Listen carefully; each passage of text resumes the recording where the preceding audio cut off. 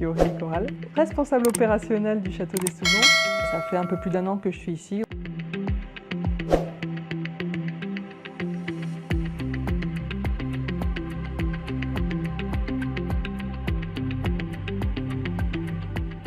Donc l'origine du site, c'est au XVe siècle.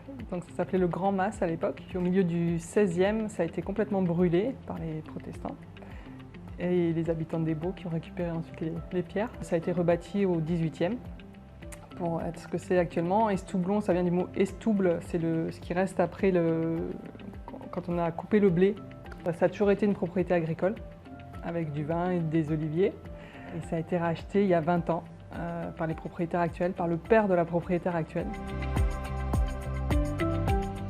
Je dirais que c'est à la fois luxueux, puisqu'on est sur des prestations très haut de gamme, authentique, parce qu'on veut garder l'âme du lieu, et convivial, puisque l'objectif c'est que les gens se sentent comme à la maison, mais en mieux.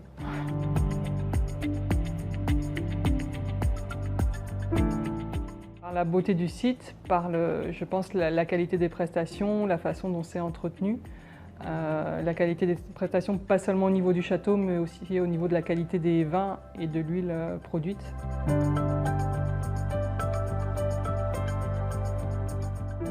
On produit 20 000 bouteilles de vin par an et entre 50 et 65 000 litres d'huile d'olive. Il y a 5 types d'olives qui sont cultivées ici sur la propriété. Une des spécificités d'Estoublon, c'est de pouvoir avoir chaque type d'olive individuellement, ou le mélange des 5 qui fait l'AOP des Baux de Provence.